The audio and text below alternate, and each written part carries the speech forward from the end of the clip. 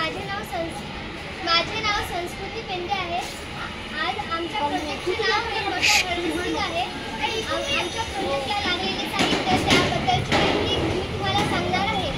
Rain water harvesting या प्रोजेक्टसाठी लागलेले साहित्य पृष्ठा, कलर पेपर, फेविकॉल, टेप, डब्बे, कापूस, पाण्याची स्पीड कमी जास्त करण्यासाठी रेग्युलेटर।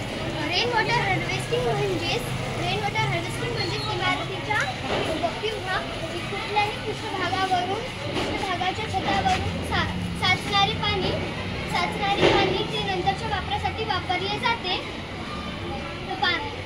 पाणी साठवण्यासाठी टाक्या, खोलगड्डे, तलाव किंवा इतर कुठल्याही जलाशयामध्ये ते पाणी परत पाठवले जाते, ज्यामुळे भूजल पातळी वाढते।